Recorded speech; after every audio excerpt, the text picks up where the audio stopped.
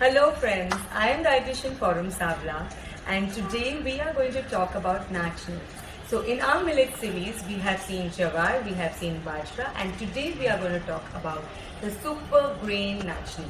So it is a finger millet, ragi or Nachni. So these are these small little red pearls and these red pearls are actually loaded with nutrients. So to start with, which is very common with all the other millets, is fiber.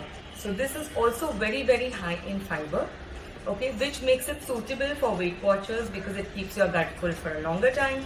Also makes it suitable for diabetics because of the glycemic index being low and high on fiber as well.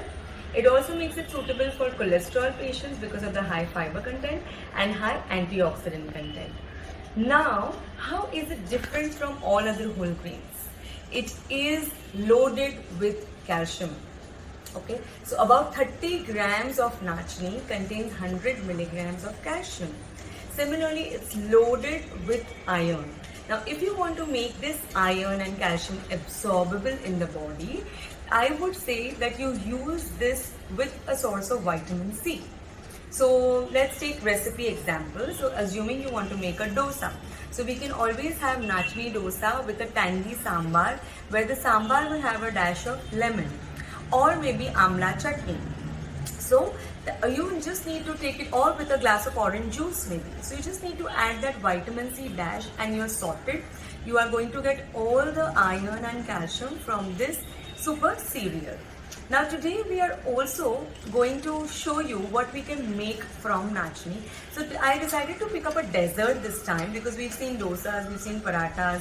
Now I wanted to make a dessert, a sweet dish, and we've made a nachni brownie where we've not used refined sugar. So it's nachni, pure nachni atta without any wheat element to it. There's jaggery to it. There are a lot of dry fruits. So it is a high protein, high calcium, high iron, high fiber recipe. So suitable for growing children, PCOD patients, also for women who are going through their menopause phase or otherwise. And or elderly people. So it's a suitable recipe for anyone, even the Weight Watchers. So stay tuned and let's go to the recipe. Hello friends, so I'm back and today we are going to do nachni brownie. So nachni, we talked about it that it is rich in iron, rich in calcium. I told you the benefits. So I just thought of making this brownie today because see, we all know we can make nachni dosas, but brownie is something which we always have made it either with rava, either with maida or either with wheat flour. So this is a whole brownie which is only going to be made from nachni atta, and we are not going to use any refined sugar. So a diabetic or a Weight Watcher definitely can have this, and I don't say it's low on calories. It does have calories, but it is a healthy brownie for children, for teenagers, for PCOD patients, for diabetics, and for Weight Watchers too, whenever they want to add on this little calories and binge on it. Alright, so I'll just go through the ingredients. This is nachni atta. Okay, this is what I do is I take the nachni grains. So I get them from either the grocer. This is from Nashik. So I got a lot of nachni from Nashik. And what I did is I actually put them to grind it. So I went to the grinder and told them to grind it. So that is that atta. This is mixed dry fruit powder. What I have taken is only almonds, walnuts and little bit of cranberries. You can use dry fruits of your choice. So if you want to take dates, if you want to take figs, you can take all of those as well. This is roasted chopped walnuts. This is just that we'll add it inside the brownie for those chunks. This is jaggery. Now this jaggery is organic jaggery, and I have got it in a box, and which I have actually removed it like this. It is not very liquid, but it's very soft, so it's very easy to blend inside recipes like these. This is half cup of curd. It is in a clay pot. I didn't want very sour curd, and I always put it in a clay pot so that it's nice, thick and not sour. This is baking soda, and this is the baking powder. I'm going to use this cocoa powder, which is 100% cocoa, and it is not sweetened at all. So it's naturally unsweetened cocoa powder. This is refined oil, filtered oil, cold pressed rather. So this is, I'm using without flavor oil. You can use any oil of your choice. Okay, and this is the teaspoon I'm going to use to measure these, both these sodas. Alright, so let's get started with the recipe. This is a deep bowl. In this we are going to mix all the wet ingredients first. So I'm going to take this half cup jaggery. Now this jaggery is something which you can decide for yourself how much you want, you know, how sweet you want your brownie to be. There are some people who are going to have this with ice cream. Some people prefer it less sweet. So you can accordingly alter this particular amount of jaggery that you are going to use. This is something which was left over in the bowl, so I've just added all of that. Now we are going to add oil to this mixture. So I'm going to take oil and we are going to add. This is approximately 1/4 cup of oil, okay, that I have added. Now to this will go in the curd. So we'll take a spoon and I'm going to add in the curd inside. This is half cup of curd.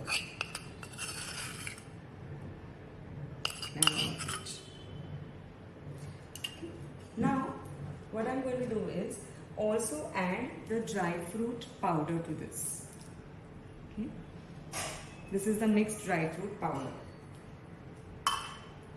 And now I am going to keep a sieve on this and add nachni atta.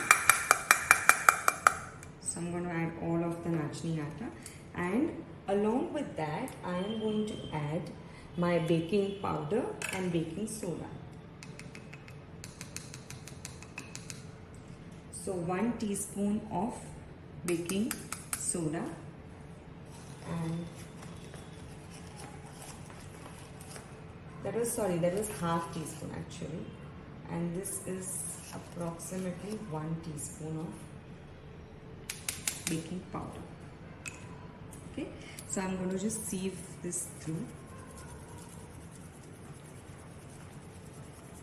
Okay. Now we are going to add our cocoa powder as well. Cocoa powder is approximately 3 tablespoons of cocoa powder we are going to take. To this I'm going to add 2 tablespoons of cocoa powder. I like it a little more, so I'm going to add 3 tablespoons of cocoa powder. And we are going to sieve this very nicely, so we don't want any lumps, and that is why we are passing it through the sieve. I recommend you not to miss this step, because if you have lumps in the cake batter, it's not going to rise properly, not going to cook properly. So this step is very, very important. Pass everything to the sieve, at least the powdered form. So that is your nachni flour, your cocoa powder and your baking soda and baking powder. So this is all good. Now what I'm going to do is, with a beater, if you don't have a beater, you can take the hand beater, you can take any beater, you can even take a spoon for that matter. But I feel with aeration, this cake or brownie, you know, it turned out better. So let's do it this way. Now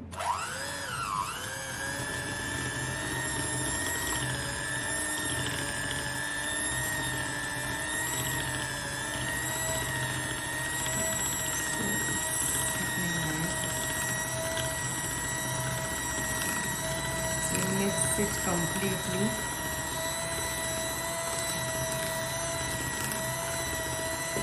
Just rotate it if need be, so that all the batter and the liquid ingredients and the flour mix very well.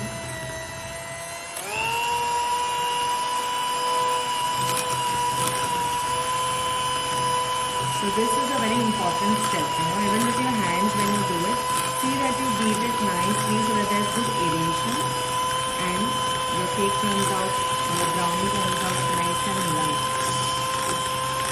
And don't add the chopped walnut pieces right now. So once the batter is done, you will add the chopped walnut pieces.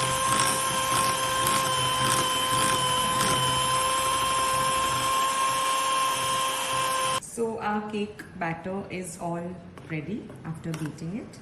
It's nice. See, this should be the consistency. Do you see?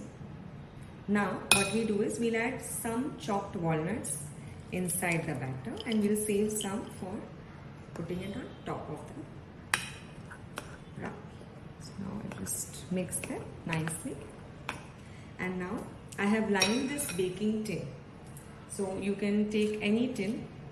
Now this particular brownie or cake, whatever you call, can be baked in an oven, can be actually done on a stove also. So what you do is, on a gas stove, just preheat a particular vessel in which you want to cook this, like a kadhai or something. Just preheat, and then once it's preheated for 10 minutes, you just put a normal ring, to just, elevate this a little bit. I'm sorry, the camera shook.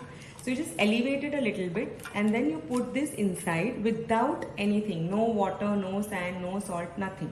Just put it and cover it and let it bake on the gas for approximately 20 to 25 minutes. And you can just check it with a toothpick, whether it's done or no. Now I'm going to do this in an oven. So I'm going to do it in an halogen oven at around 170 degrees Celsius for 20 to 25 minutes. So I'm going to now pour this batter inside this baking tin. So this baking tin is here. I'm going to pour this batter completely.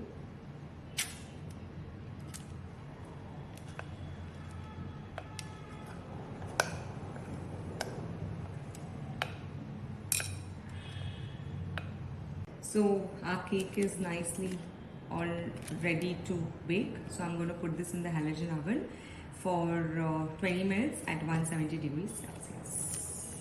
So we have set the temperature at 170 degrees for 20 minutes and switching on the oven. So now our cake is going to take 20 minutes for it to rise, and we'll see how it bakes.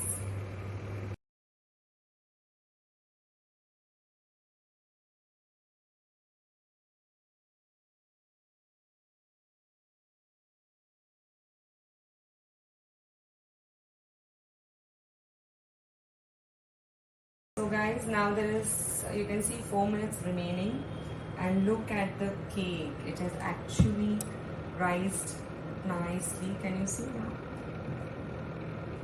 This is the glass. It's not very clear, but yes, it's rised beautifully, and we'll just have it out in 4 minutes. So now the beep is almost done. I'm going to open the lid and check it with a clean wet toothpick. So just we'll insert the toothpick and see. It's almost clean. I think I need to bake it for around 2-3 minutes more. So I'll keep it for around 5 minutes more, because this has to come out clean. But there is some kind of, so it's still time. So we'll wait. So our cake is done. Just got the beep, and I'm going to insert a toothpick, and it's almost come out clean. So we are going to take this out. I'm allowing to cool for approximately 30 minutes, and then I'm going to remove it in a plate. So it's quite cool now, I can handle it. So I'm going to just put it on this wire rack, because it's not completely cool. It's just that I wanted to show you guys how it's looking. Can you see this? Nice, lovely, fluffy cake. I'm just going to zoom in a little bit so that you can see this. See, absolutely nicely baked.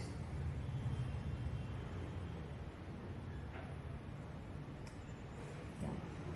So now we are going to cut this. I can't cut this right now, so I'm going to again wait. I was so impatient to see how this cake has come up. So it's come up really nice, and once we cut the piece, I'll show you how spongy it is. So I'll again wait for 5-10 minutes and then cut it into pieces. So guys, now the cake is quite cool and easy to handle. So I'm going to quickly cut a piece and show you how it is. See this? Absolutely, you can see, and quite spongy and nice. See, it's quite spongy. So you can put chocolate syrup on this if you want. You can just enjoy it this way. Also, one more thing, while I was doing this, I remembered that anybody who's vegan and doesn't want to use curd in this recipe can make this entire brownie cake with 2 bananas. So what you can do is you can take 2 bananas instead of curd. So that's the only replacement that you have to make, and you can make this a vegan version of yours.